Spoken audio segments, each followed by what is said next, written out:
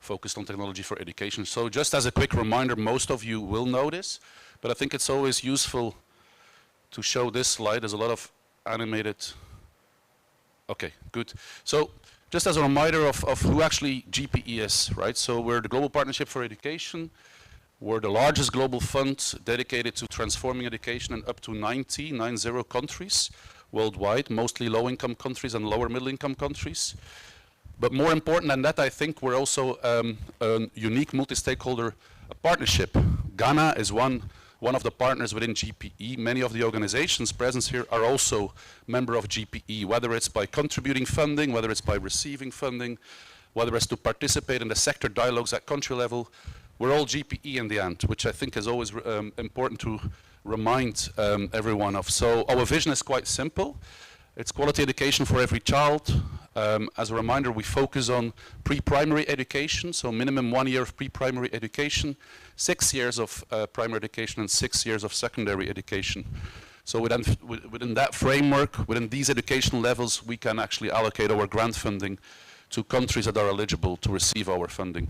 Our mission is to mobilize the partnerships that I just spoke about and investments that transform education systems. So all these countries that are eligible for GPE funding have gone through an exercise to identify which key reform priority at country level you want to use GPE's funding, which I think is important because the education sector is quite wide. There's many things that we can be doing, but we're really trying to support countries to think through which reform priority is important to use GPE's funding for. Reform priorities that by addressing these will trigger further transformational change within the education system. Our goal is to accelerate access, learning outcomes. Gender equality is very important within the work we do, or within the work that we support at country level. Equitable, inclusive and resilient education systems fit for the 21st century. So that's our goal. At the country level, this you know better than I do, we work through local education sector groups, which in this country I think, which in Ghana is called the Education Sector Working Group.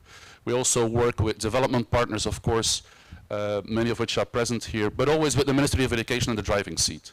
So that's important. We have a coordinating agent at country level which supports anything GPE related, and grant agents then who are accredited to implement the GPE grants.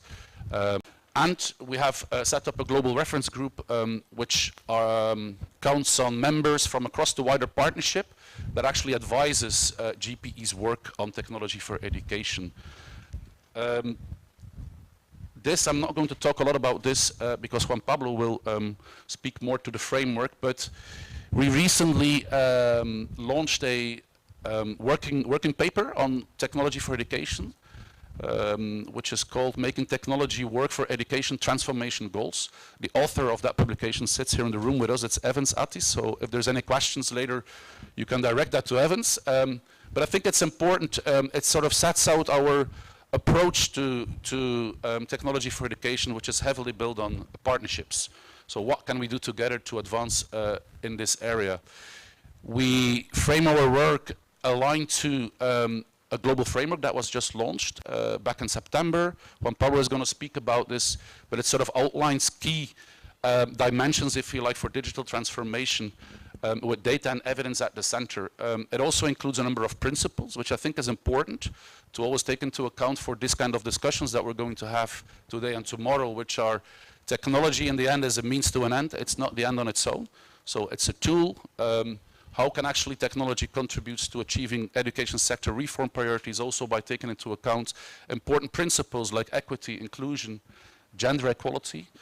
It should be led by the needs of the country, sustainable, scalable, and safe and secure as well. So this is around cybersecurity, safety, when children, for example, use tech tools, and so on and so forth. Last one, just to show that this initiative also benefits other countries. So Ghana is one of the 6 first countries that will benefit from this initiative.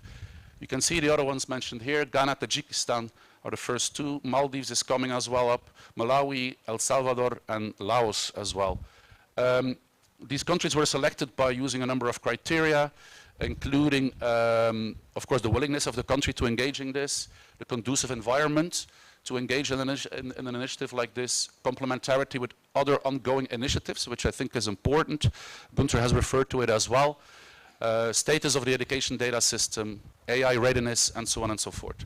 So this is how we got to these first 6 countries. Hopefully more will follow, depending on funding availability, of course.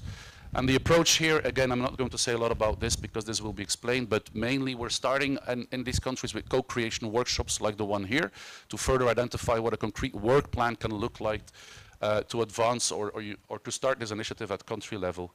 And then the last point, again, on the learning agenda. So by actually working at country level, we also hope that what will be produced in terms of activities results through the TAI initiative will contribute to that wider learning agenda across country. So that other countries can actually also learn from each other. I'm going to stop there, and thank you very much for your attention. If there's any questions, happy to take them.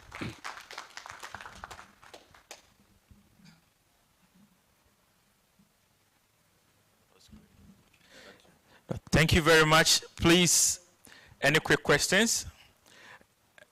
And kindly note that we are live on channel MOE. If you have no idea, you're on TV now.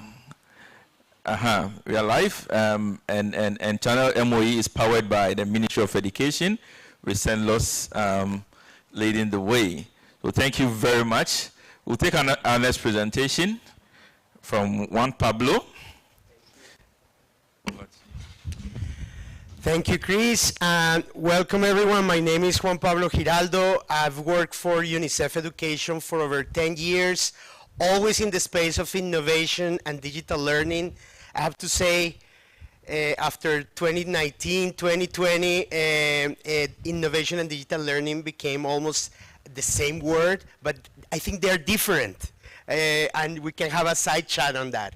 We can innovate without technology, and I actually think you need that non-technological innovation to be able to make the most out of technological innovation. But I don't want to get into philosophical debates. Let's go ahead. So I'm going to go a little bit deeper in what is the Technology for Education Technical Assistance Initiative. So I hope this presentation is going to be shared with you. So this is just for your further reading. But basically what we want is, as Stein was saying, we have a huge demand from civil society, private sector, students, teachers, schools, to do things with technology. And we have education systems that are trying to grapple with how to use all that energy, all that positive energy, to improve learning outcomes, to improve equity. So with GPE and the EdTech Hub, we agree that technical assistance is as good as a former speaker said, a previous speaker said, to be strategic.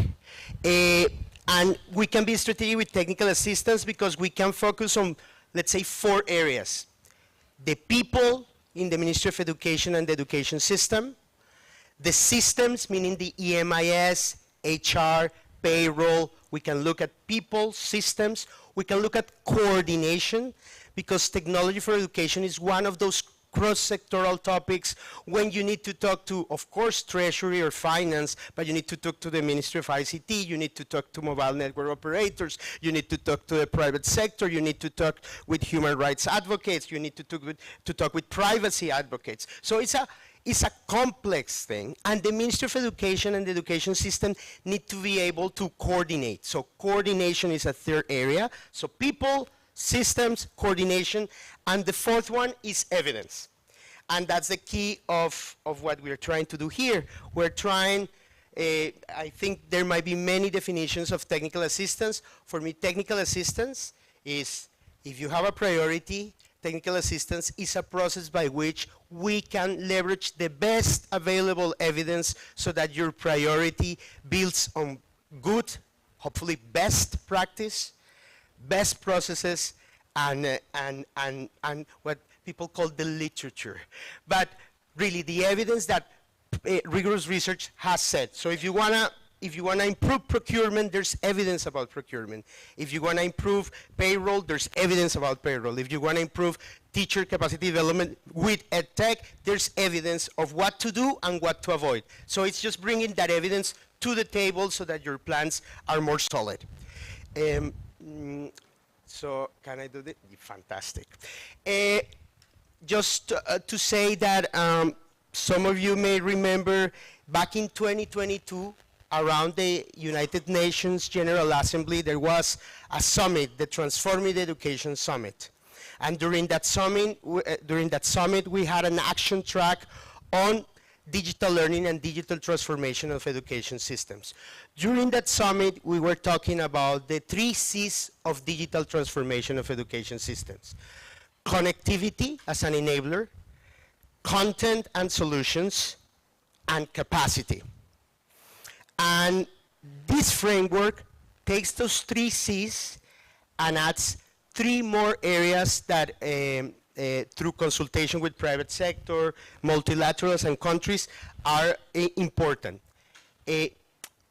Sort of a culture and in addition to capacity, cost, because there's a lot of plans, but the costing seems to be sometimes hidden, both from private sector providers. Sometimes the cost is not as clear, but also sometimes when we plan from multilaterals or IFIS or the government, sometimes the costs remain hidden and then they come up. So cost is important.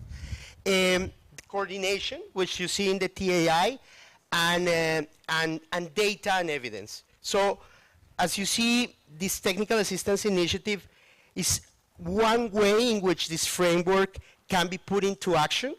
And one thing that I want to say is this framework is not a prescription. This framework is a tool for policy dialogue.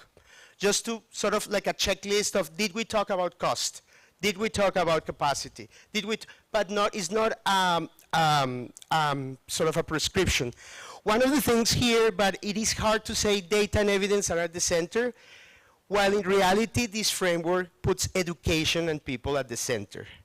So it is hard to show here, but really all of what we are doing, and someone said before, all of what we are doing for digital transformation and digital learning, we do because we want teachers to be empowered and kids to be learning.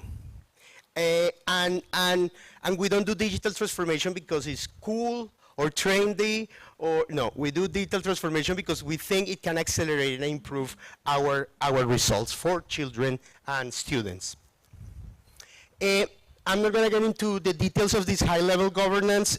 Stein already mentioned there's a global coordination group, there are GPE board and trustees, there's a global reference group that Stein mentioned, but the center really is what we do in country, and we're starting, as Stein mentioned, Tajikistan, and today in Ghana.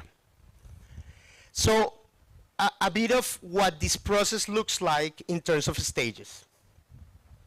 We are right now in stage 1, and it's this consultation, this prioritization, learning with you, working with you to say, from all the plans that we have, what are the sort of key things that sequentially could make a difference, could unlock additional resources, could unlock additional political will.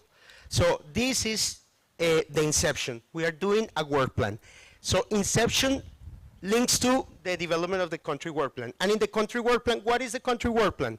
The country work plan is what we're going to do from here until mid-year 2026. So we have around 18 months to implement that work plan and finalize that work plan. Is what are we doing in terms of activities of technical assistance? So how are we going to use evidence to improve what we do?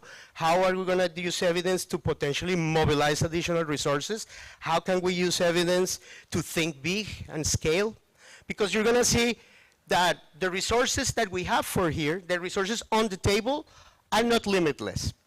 But if we use them strategically, they can unlock and mobilize additional resources. So we're going to do a work plan, and that work plan, of course, is going to be led by the Ministry of Education and the education system, and it's going to be consultative with all local education group members and stakeholders at national level. Then we're going to implement, and while we'll implement, we're going to monitor and learn together, share what we're learning. Other countries are going to be also sharing what we learn, so we're creating a really nice network of countries with different contexts that it is our hypothesis, because we have seen it in other networks like the Gateways for Public Digital Learning Network, which is a UN sort of led network of countries, that sometimes the geographies are different, the languages are different, the income levels are different, the political systems are different, but the challenges in technology for education have a lot of commonalities, and we can learn from each other. There is someone who has worked in this space for a long time, and he says, here everyone is a learning national system. Everyone is learning. People talk about Singapore, Korea. They are great, but they are also learning. And they're learning from us, and we can learn from them as well. And then, of course, there's going to be a summative evaluation of the process that Stein perhaps can give more examples throughout the day. But basically, it's an evaluation of, does this approach actually make a difference? The characteristics of the technical assistance, the lead providers are UNICEF and the EdTech Hub. So Rudolf, we have him here from the EdTech Hub. An additional colleague from the EdTech Hub is going to be here, and you have UNICEF. The timeline, as I mentioned, is until May 2026. And the resources for the implementation of the work plan. So everything that has happened until now has been covered, but the implementation of the work plan has approximately $250,000. So it's how are we going to use $250,000 in the next year and a half. So the key is prioritization, but as I think Chris and Tillman mentioned, the key is also $250,000 well used can unlock additional resources, additional partnerships. So also think about that. And some examples of activities, and I think perhaps Rudolf, where is Rudolf will have some additional examples of technical assistance activities through the day, right, during the program. Perfect, perfect. So what are examples? Stock taking, like mapping what's happening in the country. That's one example, and it's already been done, and it's being done in Ghana. The development of the work plan with roles, costing, etc. That's another example. Capacity building, a specific capacity building. Let's say that you find that you need a targeted capacity building for the procurement units of the ministry or the public agencies to buy better or to have better RFPs. So that is a particular need for capacity building. I'm not saying it is, it could be. Or capacity building for planning, or capacity building for how can we embed better monitoring, or capacity building of how can we improve our EMIS or our payroll, or, I mean, the options are limitless, but it is, the important is targeted. We talk about coordination, so you remember people, systems, coordination, and and evidence. So how can we improve the coordination if that's a need? Or if coordination is perfect, maybe we don't need to improve. Maybe what we could do is document how well it's working here for others to learn. But coordination could be another one. And then how can we embed evidence, but not only evidence that the programs are working or that teachers or students or others are using technology, but how is that technology actually making a change for education outcomes? Is it improving learning? Is it improving foundational literacy and numeracy? Is it improving pathways to work? Is it improving employability? Like that's the type of evidence that we want to achieve. And then, of course, sharing the experience with others, both internally in Ghana and externally with other countries. This is just a milestone. We are in the October, the consultation workshop, and what you can see when you see this slide later is that we have done a lot of prep to be here, and so that's why we are so excited and so happy to be with all of you today. The idea is to start implementation in the first quarter, so January, February, March of next year. We are aware of elections, so we know it's a tough time, but to make plans. But I think you can plan at any moment. It doesn't matter if there's elections or not.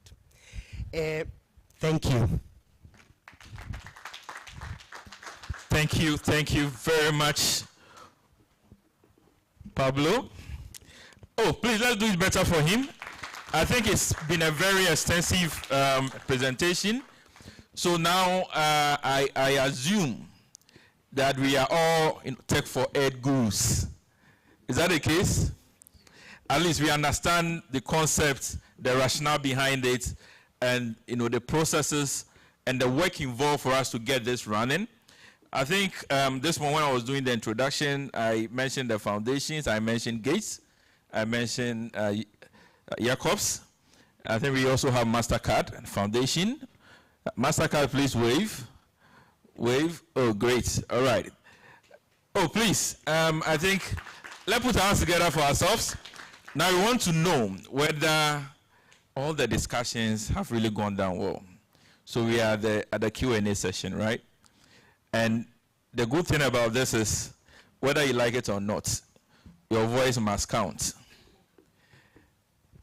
So, yeah, Rudolph, please take us on, and we will inspect that everybody is on and responding to the questions. We are almost ending our snack break and our photography session. I think so far it's been very, very great. Okay. So before Rudolph even starts, we have a question here. So I just want to understand something. The two presenters, the GP ones, just to understand in terms of, we've heard of a lot about edtech and all that. So sometimes maybe in the layman's view, we are thinking of, okay, what is going to happen, let's say in the classroom or teachers and whatever.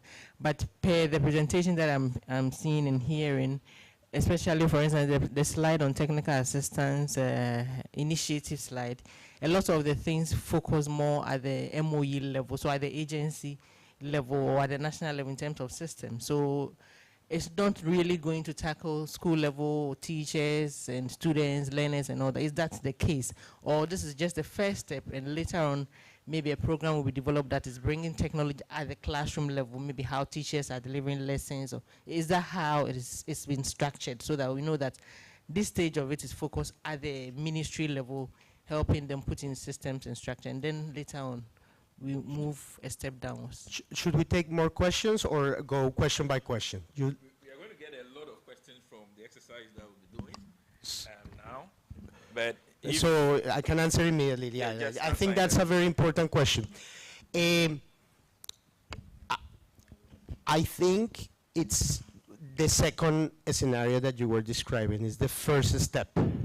So, I mean, if you look at the current resources, maybe it's a step to plan for a larger implementation that would require much more resources. But the plan, then you could use this technical assistance initiative, for example, to improve um, um, blended learning approaches for teachers in the classroom, or to improve school leadership.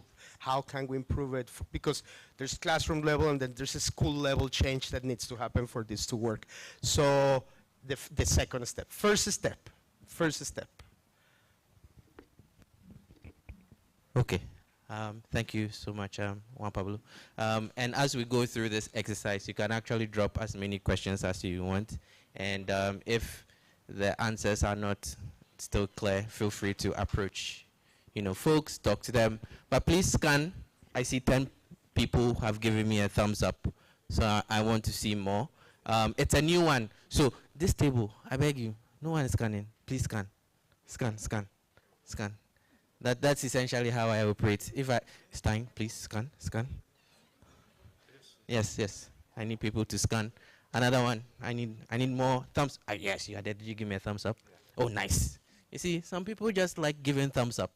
Thumbs up is good. Okay. So now we are going to go into that. So I guess you've heard some stuff.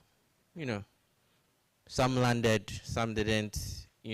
Tech4Ed, trying to figure out how we provide technical assistance support to ministries, deliver on their EdTech initiatives. So there are things happening, ministry is driving towards specific things, and GP is looking at how it supports ministry get to that point. So initial impressions, I should have made this a word cloud, and then people will just put down their impressions. Boss, scan. Yes, so you can be as descriptive as possible as well.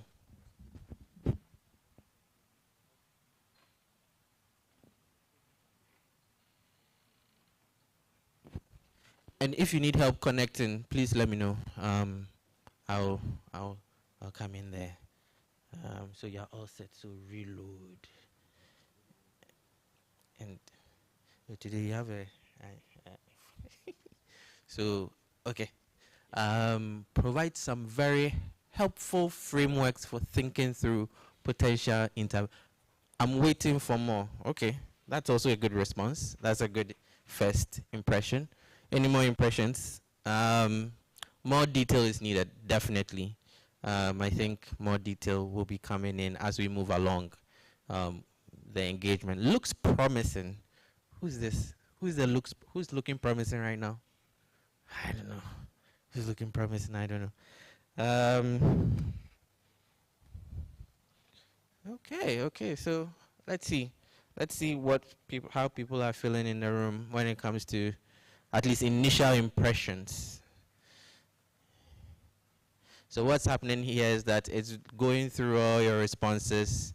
It's using some AI to determine where the responses are, landed, and it's saying a lot of people think it's going to be impactful. It's innovative. Information gaps, meaning that some folks still need a bit more clarity in their program alignment. How does this align with programs? So we are looking for alignment as well, which is great. Now, we have a little quiz. The leader, the one who gets his fastest fingers, gets some points. So just join in. If you come up on top, I guess you get the first dips at coffee. That's the best I can do for you right now. Coffee is life for me, at least. I don't know about other people, but I like to indulge in some good, nice roasted coffee. So that's the best we can do for you with coffee. So I beg you, if you want to have a dips at some nice coffee, please. If you don't like coffee, tell me what you want. I'll try. If it's beyond my budget, I'm sorry, nothing. So we have 24 players. Are we saying 24 people are in this room? Okay, 24 players. Okay, 23. One dropped off. Let me just. Okay, there we go. Okay, now, what is the objective of this initiative? Answer.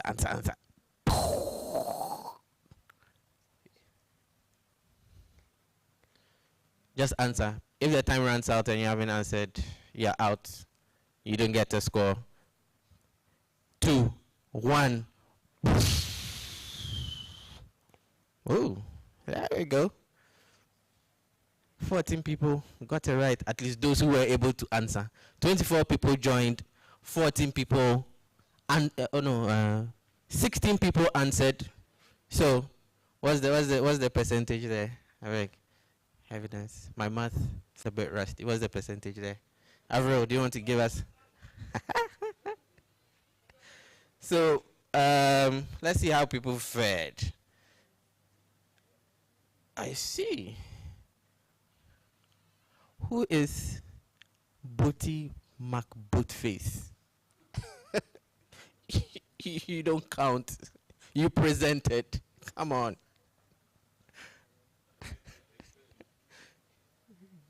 Okay, so this one is not. So I guess let's go on to what we understand by technical assistance. I think that was one of the things, the present questions in the room. Let's just assume you've come across this term for the very first time, or as you've been, working in education, you've been, talking about technical assistance. So based on that, you read it for the very first time. Most often than not, when people meet specific words or terms or concepts, they form an assumption of what it is, hands down. You will say, what is this? Maybe it's XYZ. No? Most often than not, right? I would assume. Other times you're like, okay, let me just go and look it up. Let me Google it. Let me search. So, based on where you are right now, you don't understand anything, you don't know what it is, to you know everything there is to know about technical assistance. Please, what do you think this is? And it's fine to say, Rudolph, stop asking me this, I don't know. You can put that comment up there as well. That's also fine. Now, the whole point of doing this is that there are some individuals in the room who might have been engaging in technical assistance for a while. Others not so much. However, it's important to see that reflecting on the board. Just so that as we mingle in the room throughout the engagement, we can at least know that there will be some individuals who can help us piece things together.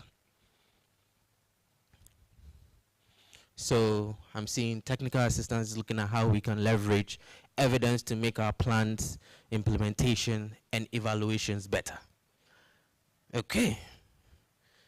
For those who didn't know what is that coming together for you? We have another one. Provide targeted support, and my screen goes off. Beautiful. Yes. Please be touching it from time. Yeah, go for it.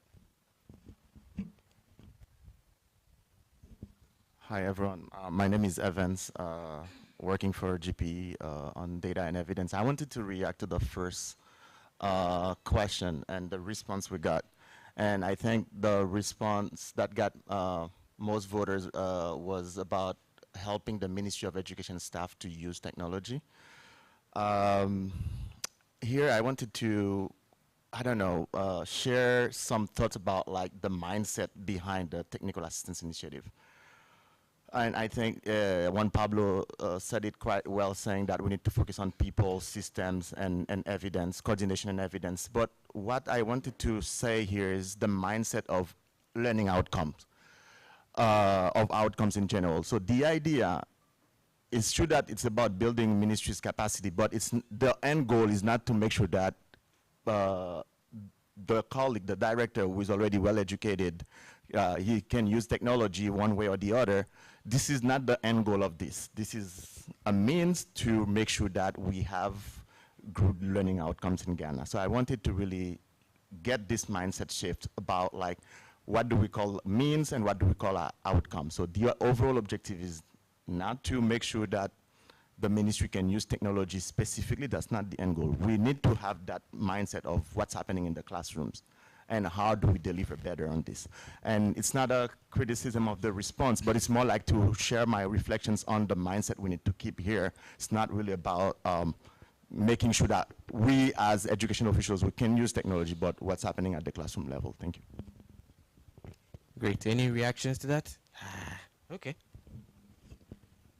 I agree, but I think in the presentation we saw that the focus, and I think that's why my colleague here asked the question. We saw in the presentation the focus was on systems and providing, using technology to help education practitioners or education administrators to do their jobs better. So I do agree that the end result is learning outcomes, but I think we're focusing on what was presented, and learning outcomes didn't come out so clearly there. Thanks. I have 2 mics. Any reaction? How many of you have had 2 mics at one given? You have? Okay. Okay, thank you. This is also my reflection, but I agree very much with the colleague from GP. When the Director Pro-Tertiary from Ministry of Education delivered his opening remarks, I think he made something very remarkable, that we are exploring the opportunities of using ICT or technology to improve learning outcomes. It was very categorically. And for us in Ministry of Education, since last year when we were approached by GP to assist in piloting this Tech4Education program, that has exactly been our understanding.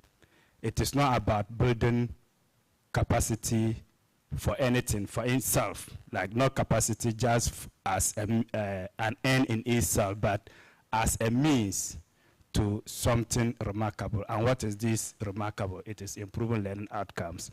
How are we leveraging ICT tools? How are we leveraging tools or instruments of technology to ensure that the learner in the school is getting, an improved learning outcomes?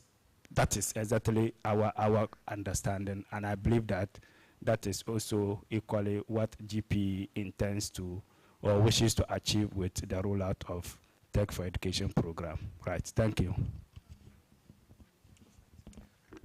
Thank you so much. My name is Javad. I'm from Gates Foundation, and my reflection on technical assistance is, this is not directly to technical assistance, it's more about coordination and integration with existing programs, because we know that some of the programs are already underway, they've already been approved by the board, they have their activities finalized. So whatever comes out of this technical assistance, how does that feed into those programs? Compact has already been finalized. There are a list of things that the ministry is going to do with that, because over and over we have seen this in a lot of countries, that the tech then becomes a separate entity, and we definitely don't want to do that. So how would this feed into Gallup? How would this feed into Jacob's activities? Also, like if, for example, Gates doesn't have a program right now, if we are coming in, what would that mean for us? And how would technical assistance ensure that it feeds back into a lot of activities that Gallup and other compact programs are thinking about? Thank you. Thank you, Jawad. So let's do this. Because we are running on time, kindly put your questions up there. You can also put it there as thoughts. Just type it in there. We'll revisit these questions at a later time. It's not a question. I already closed the door, so what do we do? People in the room, should I give? Then what happens with? Just a suggestion. Okay, then I'll give two opportunities. After that, the door is closed. Thank you. If you can allow all the questions out there, they should put it, as we just suggested, they should put it out there. I mean, there's going to be an opportunity for Ministry of Education and then send laws to do a presentation. Probably in the course of our presentation, we can reflect some of those issues. Perfect. Okay. Thank you. So I stand to be corrected, but I just wanted to put the pieces together. So for what I heard from Pablo is that for the first phase of what we are doing, the focus is more at the agency level, the ministry, building the capacity there, systems there. But the overarching goal, my thinking is to improve learning outcome. And so I think we move from this space. So what we are focusing on at this weekend, because we need to develop a work plan, and that'll be how do we improve the systems at the ministry level, which will translate to learning outcome. And so from there, we will move to that level. And you can correct me if I'm wrong. So thanks. Yeah, okay, perfect. So what we'll do is, please put your questions there, I beg you. I know, but I've closed the doors at this point in time. So kindly put your questions, and then, oh, now my screen has gone off, so no questions. All there. If you go onto your phones, you can put it up, and then we go. And whilst, I think, who is presented next? We are going for a coffee break. Okay, so yes, coffee break. So please give your submission, and then we go out for coffee break. As you are out on coffee break, please be putting in your questions, because once you come in, I'll display the questions for you to engage. And there's group picture. I keep on getting the information as I have conscience who are telling me there's a group picture outside as well. And then we come in and we'll have. Yeah, here's the mic. All right, so we are going to have a group photo before the coffee break. Thank you. Okay. Okay, thank you. You and your coffee break. So I just wanted to say that I agree with the point that the last speaker made.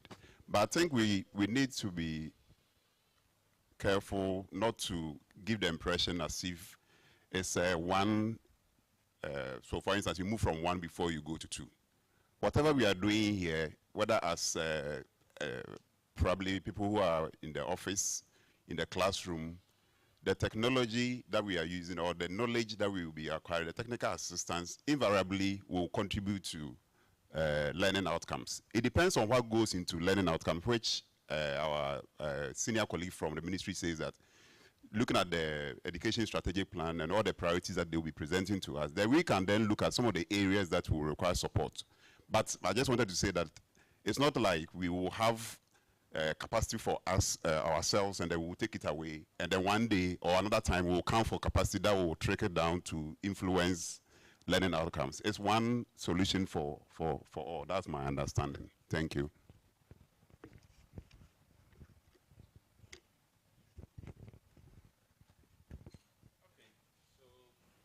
Hello. On that note, we have earned a coffee break. I mean, there are a lot of insightful discussions going on, but please, let's go take our photograph, and then we can take coffee. We have just 25 minutes to do all these, and we are back in the room.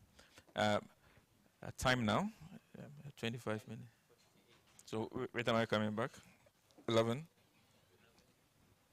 11:15, we are back. Okay.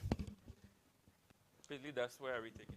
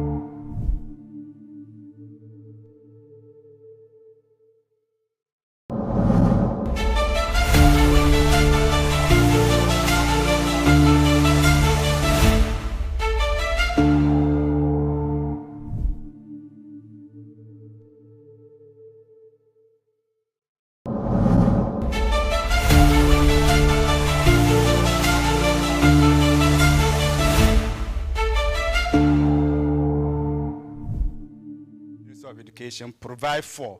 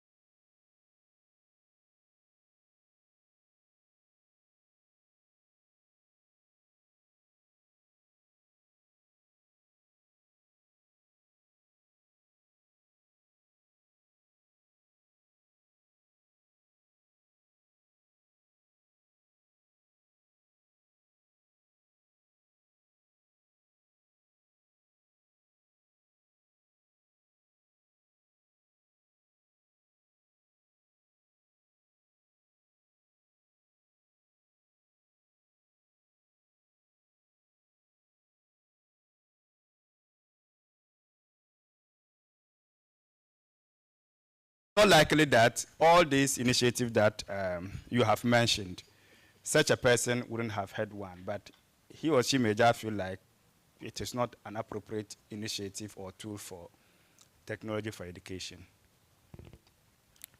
So just to support, Yeah. sir, generally it means that across the room, most people know about, or what is known the most is Minecraft education.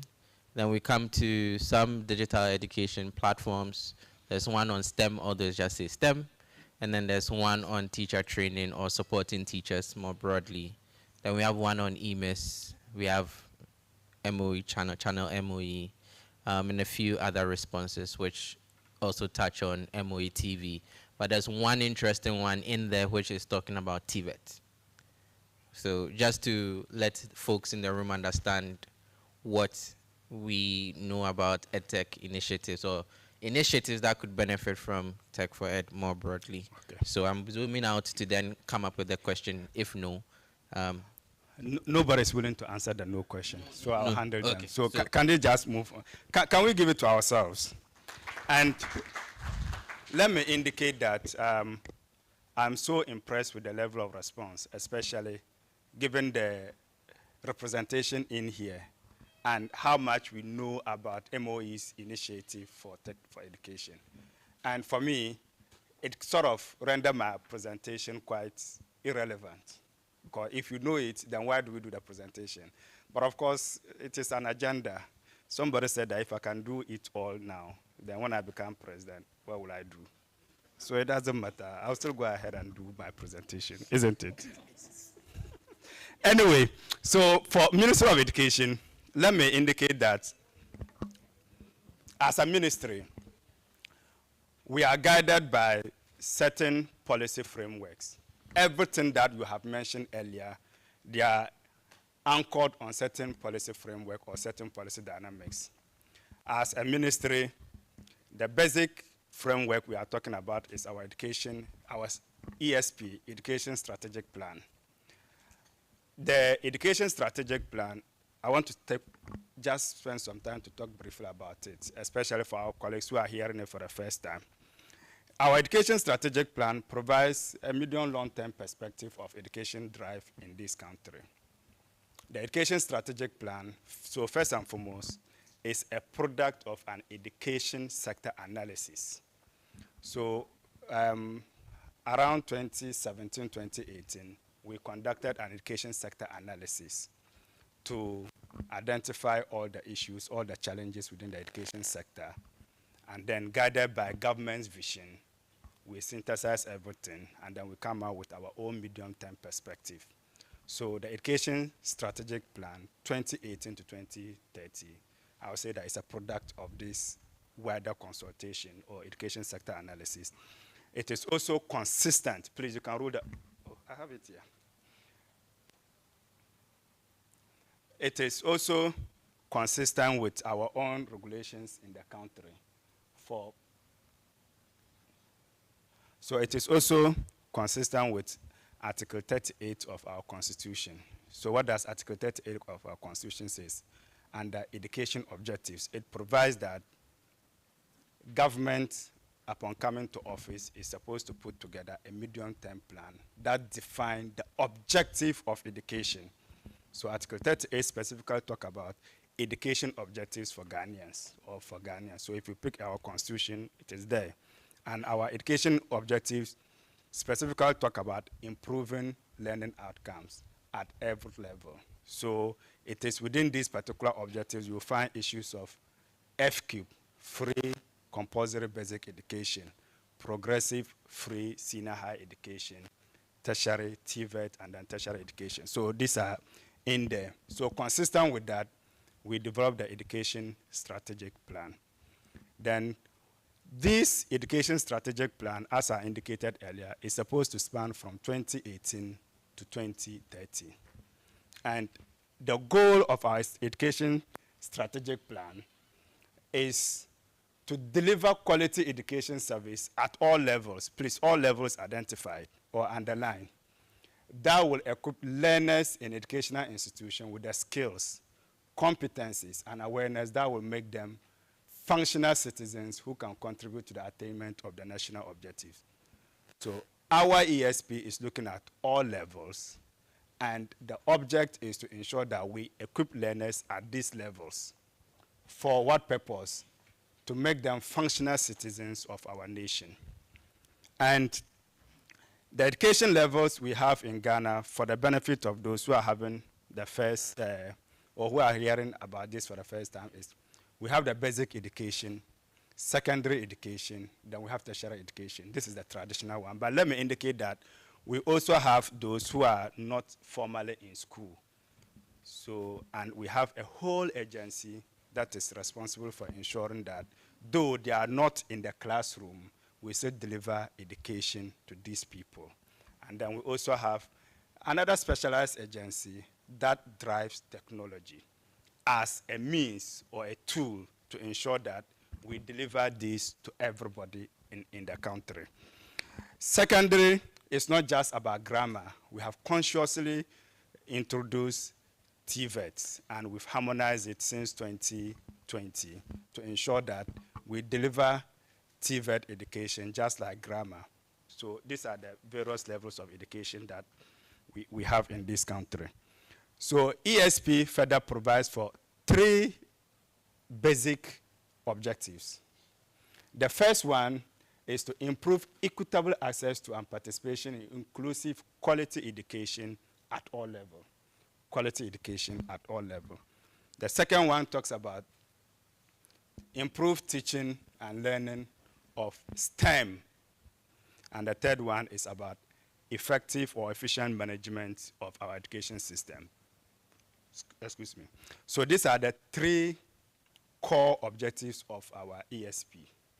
And as noted by Nana in his opening remarks, as a ministry, these are our guiding principles, our instructions. So everything that we are doing, we are guided. If it is about a policy in TVET, this is what we are guided with. Tertiary education, we are guided with this one. ICT policy, we are guided. So everything that we do, this is more like our framework that we work with. And below or within these particular basic objectives, we have these strategic goals and the relevant subsectors within the education. So as I indicated, we have basic education, secondary, TVET, complementary education. Indeed, when we developed that, and we used to call it non-formal education. But with the passage of Education Bodies Regulatory Act, we have complementary education, inclusive and special education, tertiary education, of course, education management.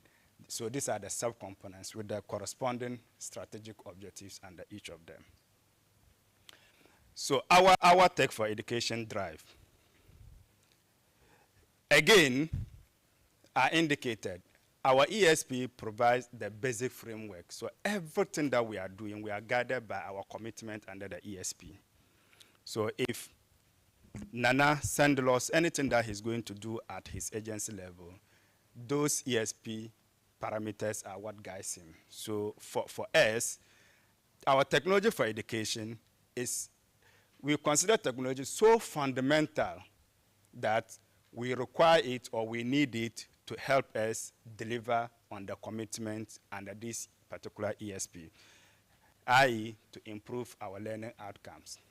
So our vision is to develop, so our technology for education drive seeks to leverage ICT and other technology tools to improve learning outcomes at every level. We do not see technology just at basic level and then forget about the other levels, or something that we have to do at the tertiary level and then forget about the other level. We pursue it at every level. And the object is to ensure that technology or ICT is used to improve learning outcomes. Our vision is to develop early desire and competencies in children to use ICT, so at the basic level, equip tertiary learners with ICT skills, infuse ICTs into education management, and transform teacher development and tertiary education through technology-based training.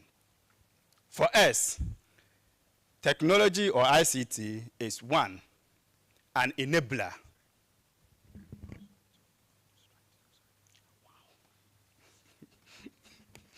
So for us, it's an enabler. An enabler in that it provides us with a platform that we can hang on to drive the learning outcomes that we desire. That is number one.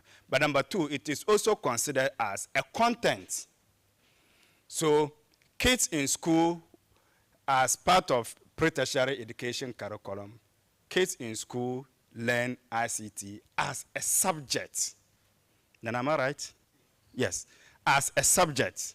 So you find in basic schools where we have ICT as a subject in itself, and the purpose is to give them the skills to navigate with ICT equipment or tools. And in a broader perspective, the ICT or technology provides the platform for us to leverage to deliver our desired results. So the ministry therefore aims to provide relevant opportunities for ICT skills development with well-supplied ICT facilities. So working with every sector in the country to create that enabling environment for us to launch this tech for education. So this enabling environment includes provision of ICT facilities and tools. It includes capacity strengthening, capacity building, and also everything bringing together stakeholders like you to ensure that we dialogue and create a very well perspective to drive technology for education. So this is our perspective, or this is our vision for ICT, for technology for education. And within the medium term, I just want to highlight some few initiatives that we have undertaken. Let me indicate that these are largely pilot in nature, though some of them we are seeking to reach out to everybody, but they are more pilot, and it is done within the medium term. But it is not exhaustive. There are so many initiatives that I may not be talking here. And in fact, everything that I have mentioned here, you have mentioned it when I asked the question. If yes, mention one initiative. So we have smart schools. Our smart schools project or program is one of these initiatives that government or the ministry has rolled out within the medium-term plan to ensure that we create this enabling environment to sharpen the skills of our children or our students so that they stay connected and they achieve, they are part of this 21st century skills, race. It aims to transform not only classroom, but also teaching methods, infrastructure, and education programs to better meet the needs of 21st century. This initiative is aligned with the country's national digitalization strategy, which aims to use technology to improve various aspects of daily life. So under smart schools, we are trying to ensure that we have smart classrooms. We have smart teaching and learning equipment so that our learners can participate in this, ever expanding and dynamic subsector. So what have we done specifically under this smart school program? We are consciously providing and delivering laptops or tablets to our learners in secondary education. Because if the kids are learning how to use the computer or the computer tools and they do not have this equipment, then it's just like you learn it in school, you go home, you don't have anything to do. But with this program, we are consciously providing and we are delivering to students 1.3 million tablets so that they can participate. And it makes it easy for teachers to also interact with kids. So unlike yesterday where we had to use the chalkboard, today teachers are able to leverage on this particular platform to give assignments, assess students, and all those things. So this is one of the initiatives that we have done. Another one is the One Teacher, One Laptop initiative. And this one specifically tries to provide each teacher with a laptop. If the kids are given tablets and the teacher doesn't have one, will they be able to promote this kind of interaction? No. So this initiative is to ensure that at least we complete the supply chain, or we complete the chain. The teacher has a laptop, the kids has a tablet, they're able to interact even virtually. The other one is the STEM schools, which we mentioned. We have rolled out a vigorous effort to develop STEM schools across the country. And a number of them are functional. They already have students. And there's something special about these STEM schools. They are more advanced, equipped with modern laboratories, not just our typical chemistry or physics laboratory that can compete with any of the laboratories you can find in any of the developed nations. The purpose is to make sure that we build the capacity of the Ghanaian student so that once he gets out of the school, he'll be able to fit in any industry that he finds himself. We also have the iBox and then the iCampus. This one, I just want to leave it very brief. I want to believe that Sandelos, which is the champion in this particular initiative, and they are here to make a presentation, may want to speak about it. But it provides an off-campus and an offline and online means for students to engage with their teachers and learners with their distant masters. So the iBox is an offline system, and then the iCampus is an online system that we put in place to ensure that not just people in school. Remember, I spoke about those who are not privileged to be in classroom. They can also tap into this particular facility to ensure that we stay connected. This is a typical technology tool we are using, and we are using it to ensure that we get connected, or we are connected with our learners wherever they find themselves, and then for the purpose of improving learning outcomes. Innovation is another area. This is a special program. I admire this program because this program is for senior high school students, and it enables students to come out with their own creativity and innovation to solve a contemporary problem. Exactly 2 weeks ago, we had the innovation contest, and I was there, and I observed how kids were coming out with innovation to do what? Clean the polluted water at River Pra. So they had their own, desalination cleaning process, or whatever you call it, and then with a bucket from River Pra. Who knows River Pra here? Oh, nobody? Okay, Nana, tell us about River Pra and why that particular water is very important. Maybe people will appreciate it. River Pra, we can get fish from it. That is for food. And then it's also another source of drinking water for a lot of villages along the Pra River. Unfortunately, our Galamsey, I don't want to talk about it. This is the area that I wish you even started. So it's quite polluted, and it's now a challenge to the communities around. Water company, we understand, is now spending so much to ensure that we maintain the purity of the water.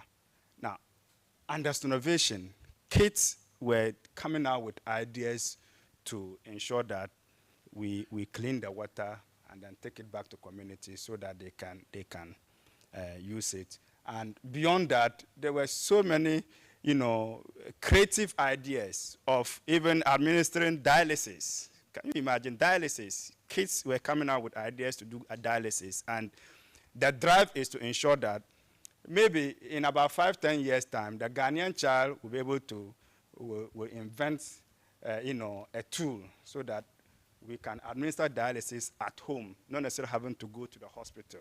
I mean, those ideas were there. A lot of them are now developing, EVs, electric-powered, tricycles. I mean, it was there. Nana, I hope you saw it. So this is quite important. How are they able to do that? Because we had all these technology, internet-based systems available in their schools. So they are able to read beyond what is taught in class. They are able to, leverage on so many tools. Then we have school connectivity, a vigorous effort to ensure that all our senior high schools are connected to the internet. Once you get there, you connected, then the world is at your fingertips. You'll be able to co-create something with your counterparts outside this country. We have Minecraft education, as we noted. I've been signaled that. So these are, as I indicated, just a few of the initiatives that we have rolled out. And for emphasis, all these initiatives are not an end in themselves. They are a means to achieve something bigger. And that bigger thing is to improve learning outcomes and to make the child a better citizen for this country, for the purpose of promoting or driving the socio-economic development of this country. Now, coming back specifically to Tech4Education initiative by GPE. So once again, I acknowledge GPE for this initiative, and we appreciate you for selecting Ghana as one of two to pilot this program. We know this is a pilot, and we are also minded about the fact that the facility involved is not that huge to be able to deliver something significant in investment. That notwithstanding, we appreciate it because it is something that we consider as an opportunity to enhance our capacity. So as a ministry, this is what we will expect as part of the discussions this morning or here today and tomorrow to reflect in our work plan. So first and foremost, I spoke about ESP.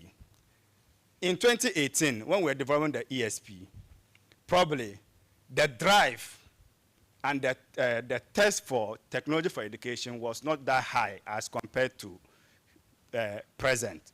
So we want to have activities or to have programs that looks at assessing our ESP currently to identify the opportunities and, if possible, the gaps in technology for education. So can we have a dialogue or one of the activities looking at our ESP just to identify, are there opportunities, are there certain limitations within our ESP that serves as a hindrance or barrier to this initiative. So we want to see something like that. Indeed, we would have wished to push for a review of our ESP, but I think that it's quite impromptu and probably it will be too much on this particular initiative. But if we can quickly do a scan to identify the opportunities there, and then we'll be grateful. The second one is that in addition to this initiative, we wish to have in this particular program an activity that talks of developing learning apps or reading apps and other IE tools just to help the kids in school improve reading. So we specifically looking at apps like once the child is reading and then the child makes a mistake with a pronunciation of a particular word so that the app will be able to correct. The child doesn't read like I do. Somebody told me that I speak English as if I'm speaking Dagbani. Nana, it's because I was taught English in Dagbani. So those are the kind of apps that we are looking at.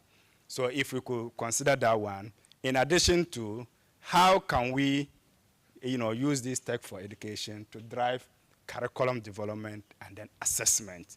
So these are the few perspectives as a ministry that we want to share light on, that we hope that as part of this co-creation process, these activities will be implemented or will be incorporated in our 24 months program. It's supposed to be 24 months, right, Pablo? May, June 2026. Okay, so now it has reduced.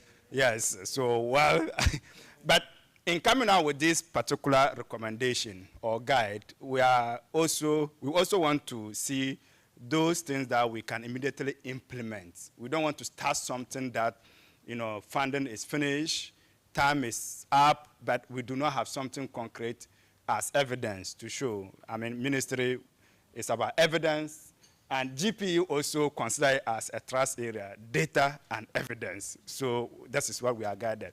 In conclusion, ladies and gentlemen, the Ministry's reform agenda with the greatest potential to rapidly improve learning outcomes with the use of ICT. The need to collaborate is fundamental to meeting IT need and achieving the education sector goals. And what is this education sector goals? Learning outcomes or improving learning outcomes. I thank you so much. Thank you, thank you. Is it government official 1 or official 2? Yeah, thank you very much, Inusa. Right. Thank you. Oh, please, let's do it for him once again. I think he's really done well by letting us know that whatever that you'll be doing really fits into a bigger picture, right?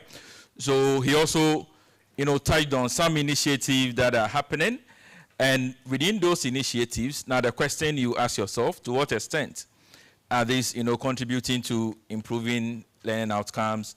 To what extent are they strengthening management and staff to deliver? So I think that is what the Tech4Ed TI will be, guiding us to do. What are the gaps? What does the evidence say? How do we strengthen this? What are the, partnerships that are very needful to ensure that we are achieving our desired goal? So great. I saw my chief walking. I have to recognize her. Chief of Education, UNICEF Ghana. Christine, welcome. Please wave. Yeah. Right. Good. So, Inusa touched on some of the initiatives, but the agency that has been leading in coordinating the rollout of most of the initiatives is, SENLOS. I will say SENLOS. I will not give you the full meaning. I know you know. If you don't know, okay, be honest.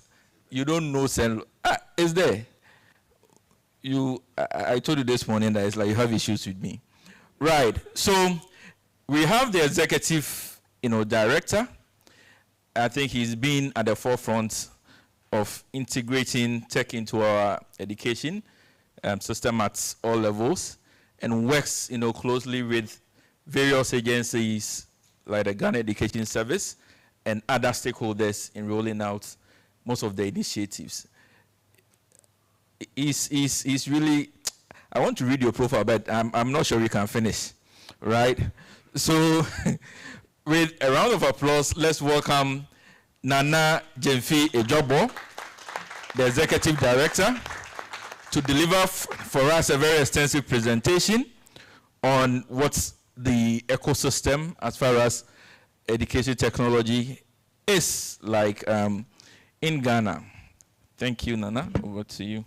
All right. Thank you, Mr. Chris Nkrumah. And we are grateful to be here today to speak to you on the status of EdTech in Ghana. Again, my name is Nana Jemfi Ejobo. I am the Executive Director for SENLOS. And SENLOS, as we know, I will speak about it. I know majority of you may not have heard about SENLOS. But before, the attitude that the Honorable Minister for Education wants every student, every teacher to garnish or to build towards can be found in someone that we call Raja Bannister. Raja Bannister was a British athlete. In 1952, Raja ran a race during the Olympics. It was expected by everyone that Raja would win. It was a 1,400 race, but he came fourth. 1954, there was a rule by doctors that anyone that try or attempt to run 1 mile within 4 minutes will die. The same person who was expected to be the person that will win in 1952 said, no, I am going to make sure I run for 1 mile within 4 minutes and die. Because I want to fortify an attitude to the world that you need to have a can-do spirit in everything you do. Lo and behold, Raja ran. And at the end of the race, he did not die. And after that, we could see a lot of people running and breaking the records that you can run 1 mile even below 4 minutes. What I'm trying to say is life, you always have to have can-do attitude. And in the wisdom of the Honorable Minister, that is what he wants us to fortify in our students, just like Raja Bannister. Anyway, the outline for my presentation focuses on the mandate of SENLOS and the SENLOS overarching goal, EdTech in the country, some of the initiative. Of course, the key trends is we need to look at that. Policy alignment. My good brother did a good job on the policy ambit. Of course, we will look at upcoming ICT in education policy, which will support what we intend to do when it comes to Tech4Ed. Challenges, of course, everything you do is not going to be rosy. There's challenges everywhere. We will look at it and possible suggested solutions. SENLOS mandate is very simple: to train, to advise, and to package anything that is ICT in education. So as Mr. Inusa was speaking, we have a bigger picture or an umbrella we operate within. At first, 2018 to 2030, we had the ESP. But before 2003, the ministry has an ICT policy. It went under a lot of reforms. And of course, 2015, that reform came about, and most of things that SENLOS has been doing is within that ICT policy. We want to make sure we provide EdTech leadership in Ghana when it comes to open distance and electronic learning space. When I took over SENLOS, the same mission was different. But I realized that my predecessor, as of that time, the mission that they had was very needed. But now, looking at the ESP and the ICT policy that we have, and of course, to dovetail what the minister stands for, the mission has to be tweaked. And now we want to provide EdTech leadership in Ghana, which is something that is very crucial. If you don't have EdTech leadership, then everything will be a sort of siloed fragmentation. So you could see that everything now that we do in the EdTech space, there's leadership for the private sector, the industry, the academia, and everyone is coming together to toe one line through the leadership SENLOS has provided. The vision is to connect diverse learners and other valued stakeholders with high quality education. When we say diverse learners, we know Ghana. We know that everyone, we have gender, of course. If you look at the SDG 4 agenda, it talks about equity, access, and quality. That equity ambit is fairness. We have to be fair when it comes to educational delivery. In the traditional system, when you go to the classroom, you see all of us standing, a teacher is standing in front of us talking, delivering education. You may think that the person that came first or number one is the smartest, but maybe it's not. It's because of the teaching style or how the teacher is teaching that is favoring that person. But if you tweak it and we infuse ICT, you see that the last person may also come in. So we need to look at how we can treat diversity when it comes to EdTech. So we pay attention to that. Persons with disability, inclusivity. We need to include everyone. You see that now. I am going to a lot of workshops to speak to girls because the data we have, girls are still not taking ICT very, very serious. And we don't want to leave them out because if you look at Ghana, even the stats or the data, population shows that girls are 50.7% and guys are below or boys are below that. So if we don't let girls to take up ICT, then the population we want to submit out there will be difficult for girls to come up, especially if Africa, 70% of our population are below the ages of 30. And it's believed that quarter to half percentage of our population is going to provide the next workforce for the world as a whole. So if we are going to do that, we don't want to leave any person out. So we need to make sure girls is also taking ICT serious. Next. So overarching goal to make open and distance learning very available to every learner, irrespective of location. That's a big one. If you look at Ghana, you will see that location, everyone cannot be in Accra. We can all not be in Kumasi, where connectivity is very strong or is very high. Some will be in the rural part of Ghana, but how do we reach out to them? Senlos, we have that overarching goals to leverage on technology to reach out to them. So during my presentation, you will see some of the initiatives and how we have collaborated, coordinated with stakeholders to get to every or any nook and cranny to reach any Akosua or Ya or Ajua or Kofi to make sure we don't leave anybody out. We have two kinds of ponds. We have the pond for the rich people and the poor people. That first pond is what Ghana or Africa has been dipping into it. What about the poor people? Because they are lacking behind. They are living at places that we may think we can reach out to them. But guess what? The next Kwame Nkrumah can come from the poor pond. So we need to leverage on technology to reach out to them. That is the intention of Senlos. Next. Country context. If you look at Ghana, it's a lower middle income country with a population of 31 million, of which 39% is under the age of 15.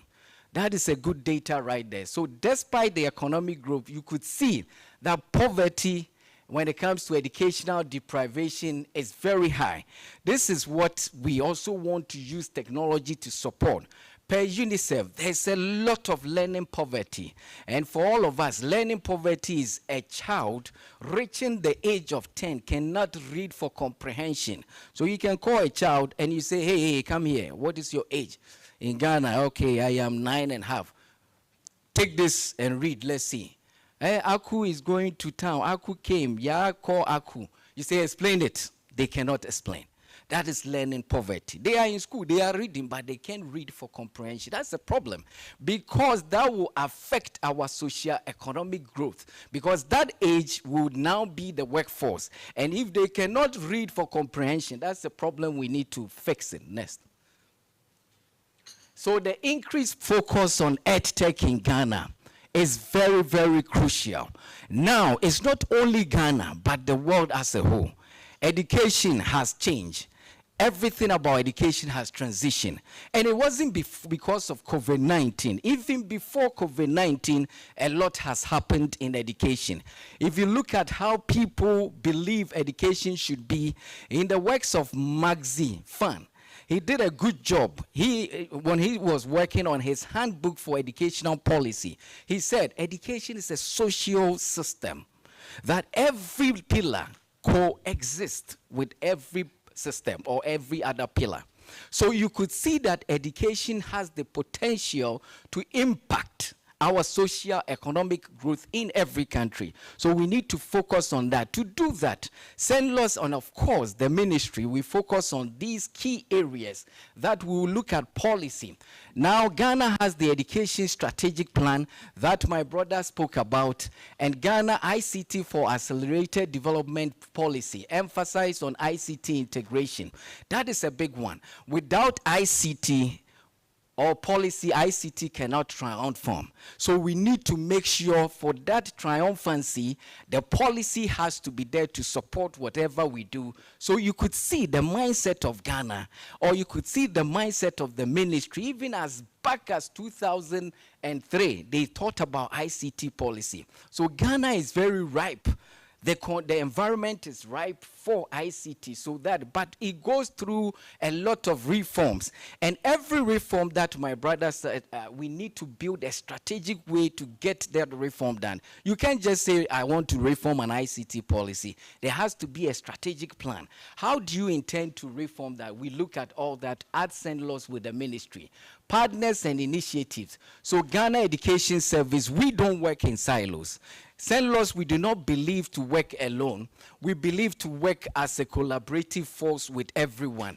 We have a lot of stakeholders. We have GES, that's a big stakeholder. That is Ghana Education Service. They are the implementers when it comes to education. I cannot just walk into any school or classroom and say, hey, I'm coming to do implementation. It does not work like that. I need to go through GES, and of course the ministry, PBME, all of them has to come together, NTC, for us to achieve that. We have 22 agencies at the Ministry of Education. All of them is now ready for ICT in education. So like I spoke about, the COVID impact also brought that adoption of ICT to that height that we have in the country. Of course, infrastructure. Now, EdTech did a fantastic job, so they came about with this data, which is something I want to share with you.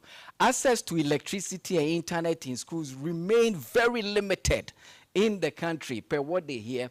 Only 44% of primary schools and 63.9% junior high school have access to electricity. That is Education Alert Report, and EdTech also worked on that. That is 2020, but guess what?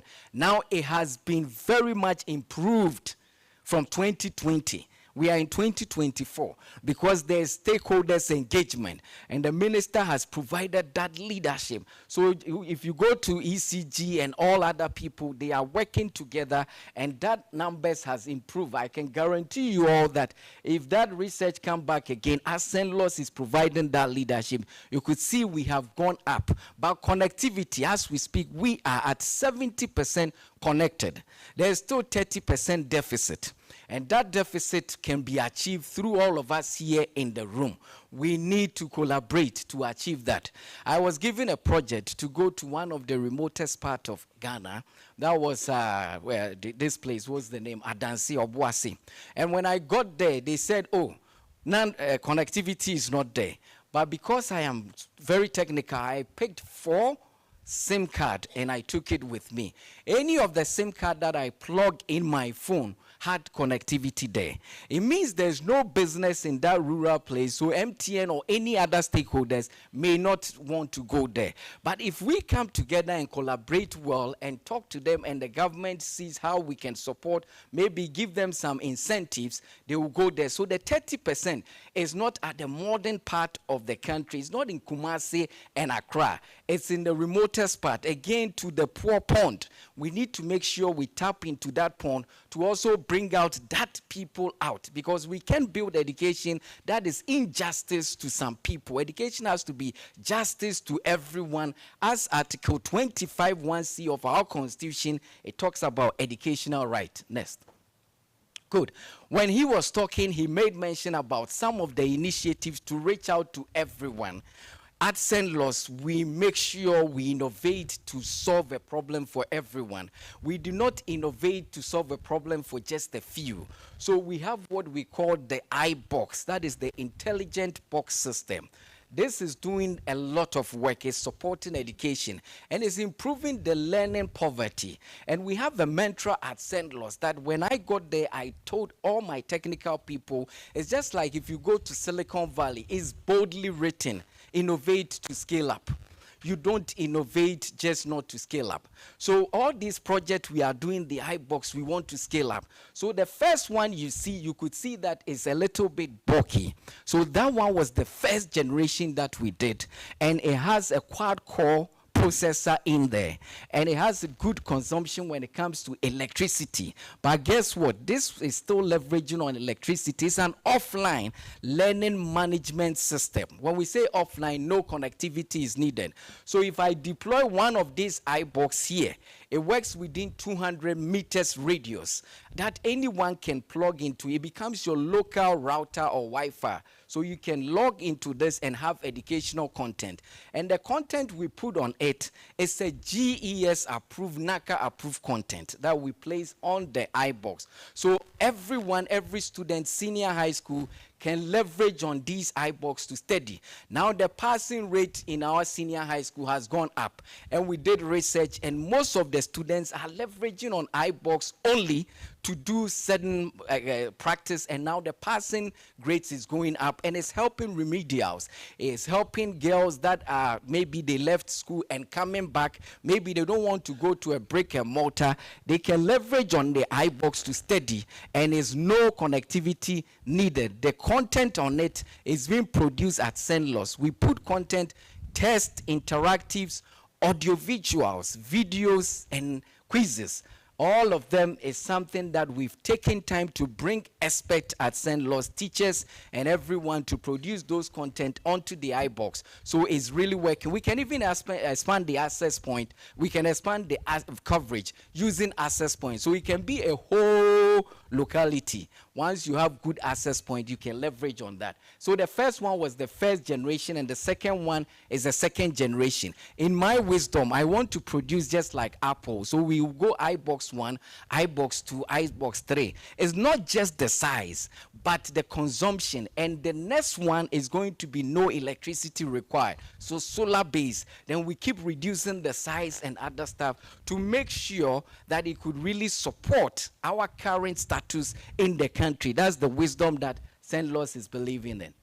All right, so the iCampus, that is the software version of the iBox. So that one, you need connectivity. And currently, we have 1.3 million senior high school students that is leveraging on the iCampus to study. So it tells you that people are really enjoying what we have there, and you see the content are very, very crucial to the people of Ghana, especially senior high school levels. And every 6 months to a year, I am somebody, I believe in research, data person. So we do research to see if the content still support the curriculum that we are using. So we do research to make sure that the people are using the content. When it comes to content, there are two arms you need to look at it. One is content production. The other arm is content utilization. You produce to be utilized. You don't produce to sit on the platforms. So St. Louis, we do that. And recently, I realized that most of our content were not being utilized by the student. Guess what? The appetite of the students has changed. Now they want AI-supported content. They want robotics, and hence, we will talk about UNICEF supporting us with Minecraft Education Nest. All right, so at St. Louis, we keep bringing EdTech initiative, and all of them permit me to say we don't do that at St. Louis in our own wisdom. We make sure we have a discussion. It's a teamwork. And the minister, I always say that he understands how EdTech goes. That is why they call him the erudite of education. So he understands that we will need a TV station at St. Louis. He believes that TV station is how we can reach out to the other places without iBox. So now as we speak, we have the channel MOE TV station, and all of you are on the TV station as we speak. Let's clap for that. Not many African countries can have a TV station solely and purposely for education. And the reason is to make sure that everything we put on should be education. So EdTech has to be in that level, and people are coming from all over Africa. Recently, we had the Minister for Education in Liberia, Tanzania. All of them came to St. Louis to learn these initiatives, to make sure that it's really helping. Because remember, education, when it comes to EdTech, you have to plan before you innovate. And my planning at St. Louis focuses on 4 key areas. I look at equity, I look at quality, I look at access, and human-centered. If these 4 is not achieved, forget about EdTech innovations, because it has to be human-centered. You need to factor the human person in there. So EdTech strategy that you build, that we will discuss, it has to impact socially. It has to bring resolution for the people. So all the planning is how we do it. So I have a framework, or St. Louis has a framework that is called EdTech framework. That is EdTech implementation plan.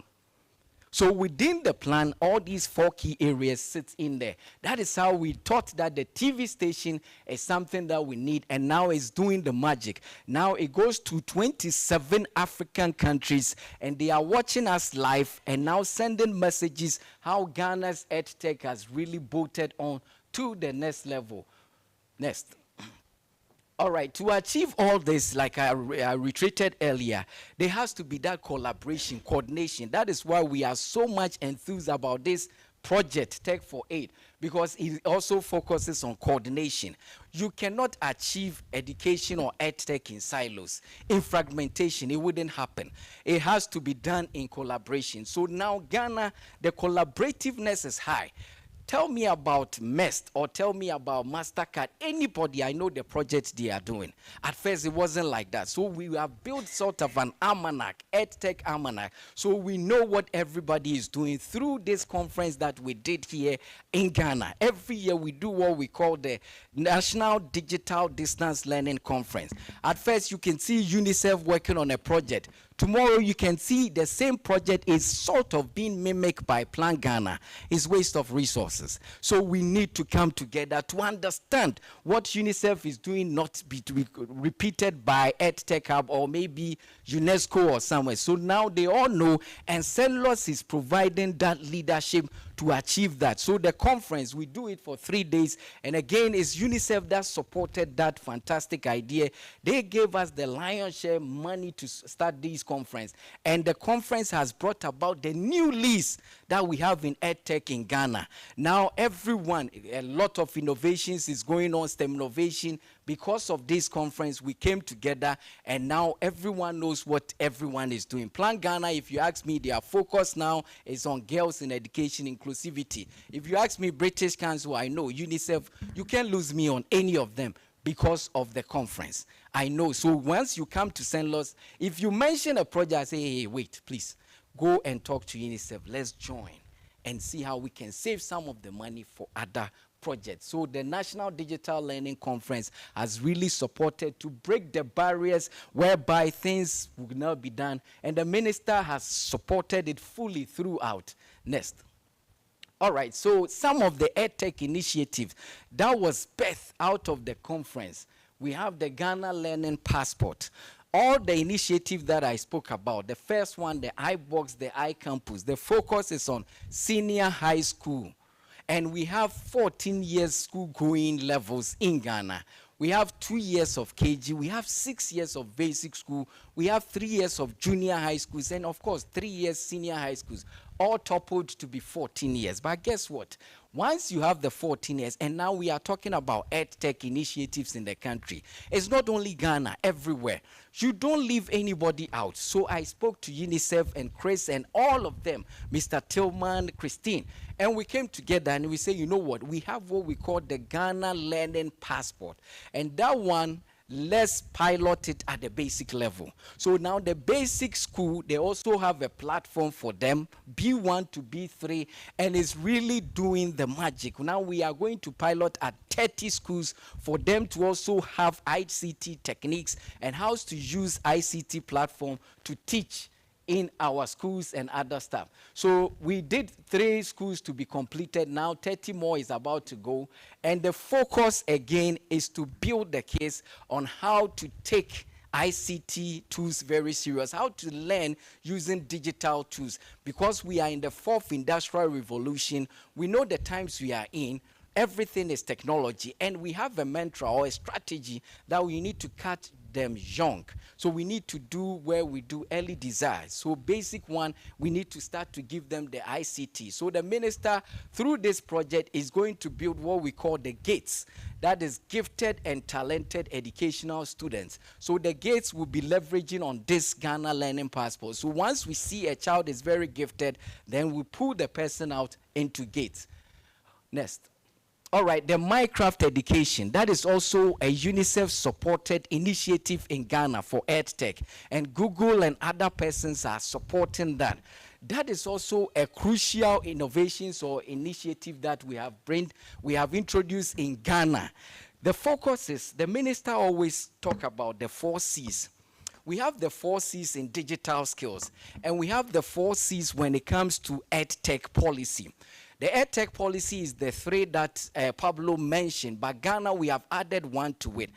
We have the content, we have capacity, connectivity, and curriculum. So ours is the 4 C's, because curriculum, without curriculum, your EdTech initiative will be a problem. I've done a lot of research. I have been in the schools that we have ICT implementation, but the curriculum does not support. So you could see that we pack the tools, all the smart stuff on the side, because the headmaster or the head teacher will not allow you to use the ICT tools. So there has to be curriculum supporting to make sure the 4 C's achieve. Then we can say ICT is doing well. But the Minecraft focus on different 4 C's that the minister wants to achieve. That 4 C's is what we call the critical thinking, creativity, good collaboration, and good communication skills. If you don't have that, you cannot be a functional citizen in this 4th industrial revolution. Forget about that. A child should be able to learn how to be creative. You should be able to pick something on the floor and say, you know what, this, I will tweak it to become something different. I want to bring innovations. We, Ghana, we want to move our case from just being consumers to innovators. To do that, we need to do critical thinking, creativity. See, if you look at the 1950s, before independence, education was strictly siloed. If you are doing geography, it's geography. So after you do the literature, you don't know how to apply it. Now we want to move from that era. We want to build the analytical skills, the impedance of analogy. So kids can apply what they have learned, literature, into practicals. So from theory to practicals to students. That's what we want to achieve. So Minecraft, look at that. So the 4 C's is what Minecraft. So in the Minecraft, we have added gamification into our content production. So now a child will be playing or using the Minecraft gamification, but they are learning, they are building their critical thinking, and that is another area UNICEF has supported us to achieve in the country. Now we have selected 15 schools across the country. We are giving them all license to be able to use the Minecraft and to do a lot when it comes to education. Next. All right, so again, we don't want to leave the teachers out. When you talk about EdTech, there are 3 crucial stakeholders. The 3 crucial stakeholders are 1, students, 2, teachers, and guess who can tell me the 3rd crucial stakeholder? Senior, where? Parents, thank you. Give me 5, Pablo. Pablo, Yachabo. Parents, guess what? Some countries, Bangladesh, for example, they piloted EdTech. They implemented EdTech. They left parents out. They could see the educational data or the results were just tripling down. It was going down. So they did a lot of research, and they realized that they left parents out. Because parents now felt that we don't have a role. Oh, they are saying that now everything has to be student and teacher. So if a student come home, they don't ask you, have you done your homework? Because now everything is technology. So after the research, the data came out, they realized parents is a major force. So Ghana, we focus on them. So teachers, we are not only focusing on the students, so we are doing what we call the Global Teacher Campus. That is being supported by UNESCO. And Eric is the project lead here, Eric from UNESCO. And we can clap for him too. So the focus of the project is to make sure teachers are able to use technology to teach. When it comes to Ghana or Africa as a whole, some teachers are scared when it comes to digital tools. They don't want to take it. They are so fixated when it comes to the traditional means of teaching, brick and mortar, standing in front. But guess what? That would not augur well for us. We need to conduct or to embrace hybrid system. Hybrid whereby a teacher can use technical means or digital means to teach. So this Global Teacher Campus, the focus is to make sure a lot of teachers are being given the techniques and the tools to use to teach online. So UNESCO and CENLOS, we are working together. We have built a platform, and now teachers have joined or have logged into the platform. You will learn, practice, and take an exam. And NTC will give you certification when you take a level. So that's also a project we are working on the GTC platform. All right, so the Open STEM Africa project, that's virtual labs. Again, we are in the digital era. So if we are talking about EdTech, What do we do for people in TVET? What do we do for people in complementary education and other stuff? So again, in the wisdom of the minister and the ministry, they felt, say, okay, good. Now you have to go and bring Open University, Open Africa, Open University in the UK. So you do a project called Open STEM Africa. In that project, whatever you do in the wet lab, in your schools, in your classroom, we'll have to mimic it online under that project. So you can do titration, you can do osmosis, you can do anything utilizing virtual means. St. Louis, we have everything. We have garnished, we have gotten all the syllables when it comes to physics, biology, and all the STEM related, and we have done virtual labs there. So a child can practice everything online. I went to one school in Ghana, and when I got there, as a little boy was standing in front of the lab, crying. And I asked this boy, why don't you go, whereas your other people, your students are in the lab? And he said, no. A week before, he came. And when he came there, mistakenly, he hit one of the beam balance and other stuff, and he broke it. And it's written there that breaker pays it all. And his mother and parents does not have money. So this time, he's not going in to break again, because it will be additional cost on the parents. So the minister felt that now let's introduce other means where kids can also leverage to study science and other stuff online. So hence, we are doing the virtual labs project. Next. All right, so this one, the National Teaching Council, some of the initiatives in Ghana, like I said, we don't do this in silos. We believe in educational reform and other stuff. And we have a reform secretariat that my big brother is here, who also works there. They taught us something at the ministry, that wherever your project ends, there has to be an alignment. Somebody's project starts from there. So NTC, NACA, everyone have EdTech initiatives. So now if you look at the National Teaching Council, they have a portal for teachers to learn how to take your CPD, how to use technology to teach. So that is what they are also doing. They are doing national rollout there, and implementation is by NTC. But still, St. Louis, we still have a role to play. We go there and we work with them, because there has to be coordination and collaboration. Next.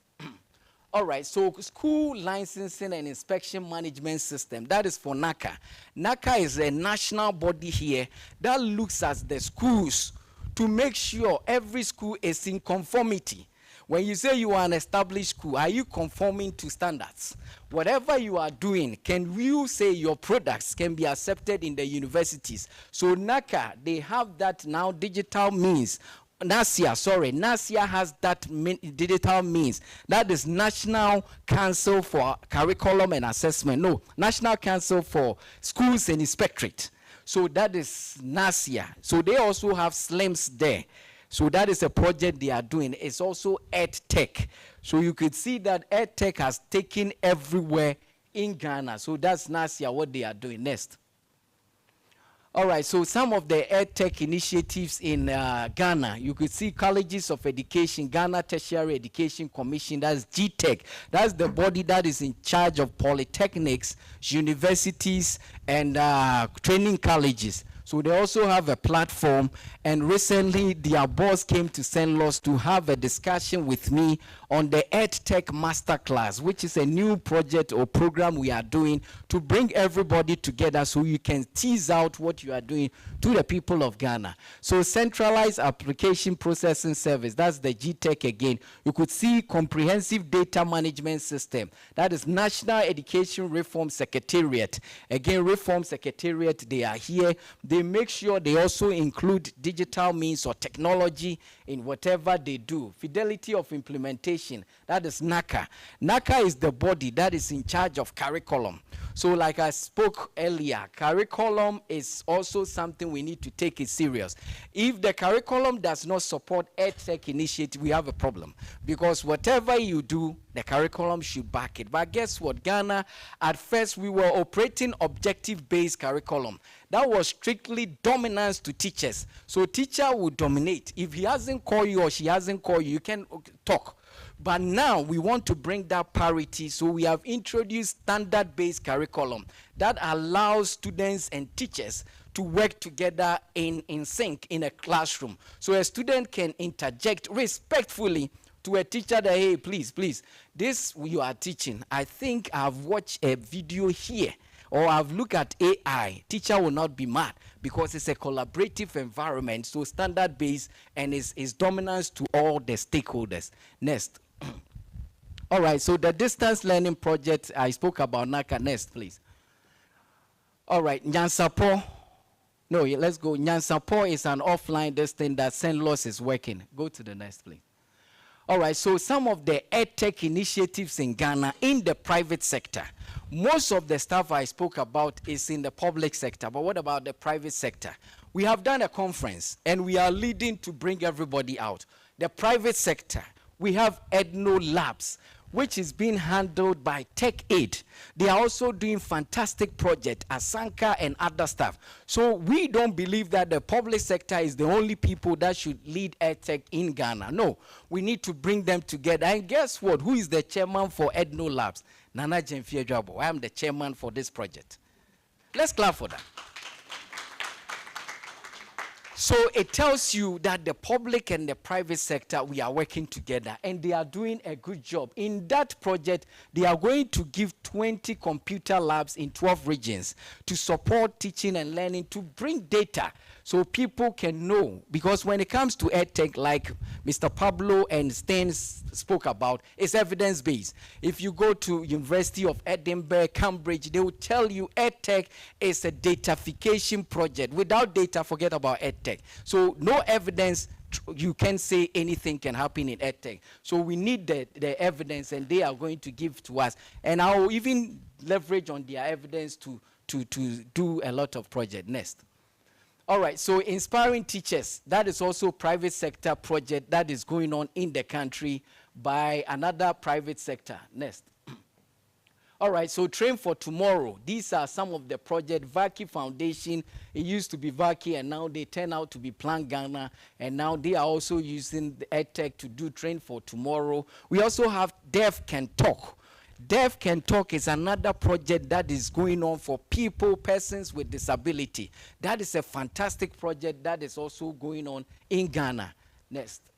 Asanka I spoke about is similar to iBox. It's an offline learning management system, and it's a private sector person that is doing it. And recently I had a call from Addis Ababa. They want them to come and also send it to other African countries. They needed me to sanction on that, and I have done that for them. Please, next. Okay, so making Ghanaian girls great. That's another project that is happening in Ghana. Again, we don't want to leave girls out. We want to make sure there's equity. Girls are also taking ICT serious. So that's a private sector project. During the pandemic, COVID, it also supported and is really helping. Literacy and numeracy is a key thing. When it comes to literacy and numeracy, we want to make sure. So this project, the minister and the ministry is paying attention to it. Next. So quick knowledge, what you know is also in the private sector. Next, please. Aya Prep is also a project that is going on in Ghana. Next. All right, so some key trends as I bring my presentation to a closure. There's a lot of key trends. We have robotics, we have artificial intelligence, and we have coding. There's a lot going on in EdTech, but all of them, there has to be a strategy. You can't just dip your hands into it and say, you know what, this is what Ghana is going to do. The minister and the ministry, their focus is to make sure we start to add or infuse ICT when it comes to AI, because we want to personalize learning. We want to do personification. But we need to leverage on AI. So that's a key trend we are looking at it. But guess what? We can't just say AI, and we bring it in. When it comes to that, we look at 4 critical areas when it comes to artificial intelligence. We will look at the policy for AI. What governs artificial intelligence in education? We need to work with policy implementers. Europe, they have good policy. UNESCO is helping us and other people to get an AI policy for Ghana. We'll do a stakeholders engagement. We just don't bring anything. And we'll gather all the stakeholders. Now we are doing some sort of AI at certain level, but we want to do a whole scale. So one area is the policy. The other part is the techniques of AI. What is the good part of AI? What are the techniques that our students used to use for AI? We want the AI to guide them. We want them to know that AI is not the solution. So if your teacher gives you work and you just Google on AI, now we have Meta AI and Chat GTP and those kind of stuff, and you present, you might be wrong, because you just sent to AI, but it has to be a guidance. So finish doing your work and subject it to compare with AI to see if you are on the right track. So that's a technique, that's a strategy that we want to do here in Ghana. So the AI techniques we are looking at, we will bring stakeholders together. We have a lot of people coming from UK and all over. So that workshop will come on and we will make sure we build that AI techniques. We also look at the AI for teaching. We need to look at the AI tools. If we look at the techniques, then we look at the tools. What are the tools that we can use to actually achieve that AI path that we are looking for? So the AI policy, the techniques, the tools, and also we need to do a lot of stakeholders in artificial intelligence. When it comes to AI, they have a lot of bodies that we are looking at, and these are key trends we are looking. Also robotics and coding. You need to be able to code. Now the country we are facing, and in Africa, we say unemployment is being a problem. Now unemployment in Africa, 12-point-something% for ladies or women, and men are somewhere around 9% plus. To me, it shouldn't be a problem if we infuse coding into our teaching and learning. Coding will bring employment to everyone. If you know how to code, you don't have to work for anyone. At the coding language you select, if it is not this, and then what? So if I look at this electrical lights, I say I will code it. I will code the light to turn on at 5 a.m. and turn off at 2 p.m. That is a job for me. I'll go to a hotel, I say, I'll code all your lights for you. You are now an employer, you hire some of your people. So we need to teach the kids to be coders, to be able to code, to be employers to employ the other people. So coding is something we are looking to infuse it. And if you look at politically, we have gotten the support that we want to create close to 1 million digital jobs in Ghana through coding and other means. So that is another area. Robotics too, we are looking at it. Hence, the STEM education is the way to go. The minister says science, technology, engineering, and maths will support this way to make sure we can achieve that. So Mr. Ilusa spoke about STEM. So that is the baseline. That's the bane of how to achieve that. Some of the key trends. Next. All right, so there is also a strong focus on teacher continuous professional development. We believe that the teachers, not because you had your certificate, so now forget about everything, you teach and teach. There has to be CPD points. So at an interval, you take an exams or test that you add on to have a point. So you can now say that I am improving. So that is also key trends in Ghana we are looking at to make sure it's already ongoing. There are a number of non-governmental stakeholders working to expand access in EdTech in terms of hardware. I think my brother spoke about one student, one tablet. That is an area that the government has supported it. Remember, when it comes to EdTech, you need leadership support. Without that, you have a problem, or political support. If you don't have it, EdTech will not function. So now the government has given everyone free tablets and free, any teacher, any student, free tablet. So that says or shows how politically the government is ready to support EdTech initiative in Ghana. So if you are bringing a project in Ghana, Tech4Ed or anything, feel free, because you have that political will and backings. Next. All right, policy alignment. When it comes to policy is key. I am so grateful that my brother spoke about policy. We have an ICT policy that is about to be implemented. It's done. UNESCO, UNICEF, all the key stakeholders have supported us. So now implementation strategy, delivery approach is what we are looking at it now. But when it comes to this ICT policy, the mind or the focus was on, again, SDG 4 and other new trends that we embodied into it. So we had the ESP, and now through that, we have taken the good part and now march it to the ICT policy. With that policy is what we are going to tease out the EdTech in education policy. Let me say this again. We have an ICT policy. ICT policy is where education intersects, or ICT intersects with education. That becomes an ICT policy.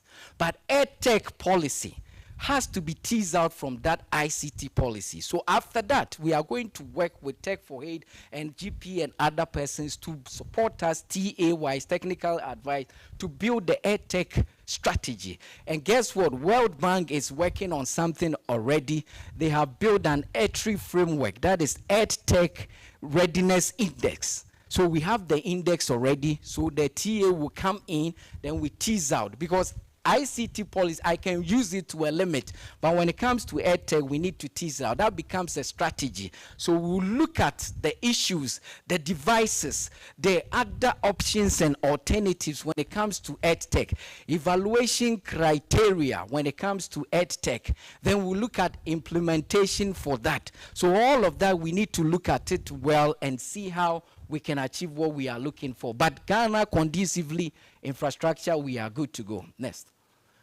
Good, upcoming ICT in education policy. So the management and administration education system, we know that the MS, inclusive ICTs for learners and educators, we know that industrial collaboration, that is with TVET, that is also going on. Emerging technologies, I spoke about that. Adaptability with emerging technologies. I spoke about EdTech leadership. That comes here to support these emerging technologies and adaptability. We have 4 keys of EdTech leadership. We have transformational leadership. You are transforming from a traditional level to online. So that's, you need transformational leadership. Then you go to adapt to where you are. So adaptational leadership for emerging technologies come in. Then you delegate to other ministries. So delegational leadership, that's third. Then you need to improve it with what we call ambidextrous leadership skills. 4 leadership qualities. Go to next. Okay, so all of this, there has to be policy alignment. We can't do this in silos. So whatever we do as laws should align with the main, the father, the grand norm of policy at the ministry. So the ICT policy, that's the grand norm. We need to make sure teacher continuous, everything dovetail into that so we can achieve it. Next. All right, all of this is my last slide. We have challenges. So some of the challenges here is connectivity and devices. But the devices, at least we spoke about some smart devices being given out. We still have digital divide. Not everyone has received it. Connectivity-wise, we have done free Wi-Fi in the schools. But the speed is sometimes in limbo. You need 5 Mbps just to surf the internet, but to download, you need averagely 10 Mbps. You need to have, are we getting that in Ghana? Maybe not. So the minister, in his wisdom, we are working to other stakeholders to see how we can improve it. We can do fiber at some places, or a connection of fiber and other means. We have the fiber and satellite. So some places we can go straight fiber, others we do fiber over or satellite. So connectivity, weak partnership and collaborations. Now it has been improved with the support of all of you. Now you could see the collaboration, but still we need to collaborate more to know that EdTech is the future of education. So it's still weak. Inadequate research. Without research, you can't say you want to implement anything. Where is the data? So most of the innovations, I always tell MEST, they are sitting behind there. I always tell them when I speak to them that without data, we cannot implement a lot of the innovation, because data should support the reasoning behind why you want to implement that. It should resolve a problem. Without the data, we have a problem. So I have taught most of the innovators in the country to do what we call empathy mapping. Before you innovate, be in the shoes of the users. Then you do design thinking before you come to send laws that I want to implement. Inadequate research is something that is being a problem. Generic EdTech plans, so that one too. EdTech and disability, most disabled people are complaining that most of our initiatives are not being attached to them or getting to them. We need to do more in that regard. Lower teacher ICT competency, we spoke about that, and poor perception of poor quality. We need to put fidelity of assessment. We are working with Belgium, Televich, and other people to put a lot of assessment tools, robust one. So when you finish school online, people will take the certificate very well. So these are some of the challenges. That's it. Okay, suggested solution. A lot of offline hubs is needed. Strengthen partnership and coordination. We want this project to support coordination. So now we can strengthen it not only in Accra or Kumasi, other localities. So we can do that. Innovative financing opportunities for EdTech. That's also a big one. What are some of the financing for EdTech? When it comes to EdTech financing or investment, some people go in just to invest to make return. We need people that see EdTech as a public good. So if you don't get your money back, it's still something you want to support education. That is a big one there. Need for regional and district EdTech planning approach. You need to plan before you do anything. More investment is needed.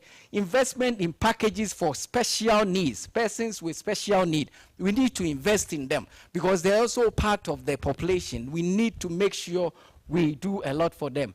Influencing EdTech packages in pre-service trainings. Our training colleges we need to influence theirs. A teacher should come out very equipped to take ICT to train.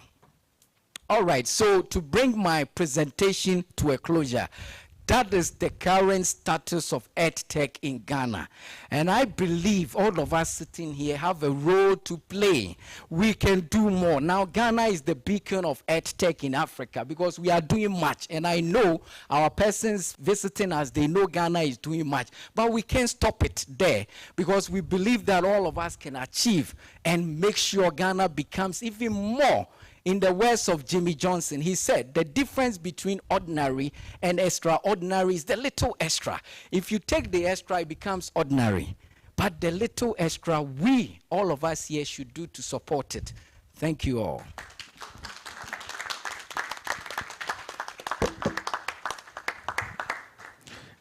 Wow.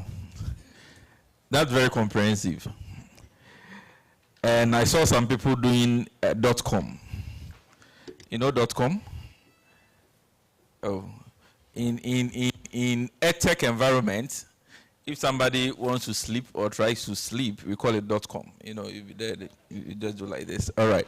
Thank you very much, Executive Director. No, I think we can do it better for him. Thank you. So, Executive Director's presentation really takes us for lunch. We wanted to do all the talking now and get as much information as possible.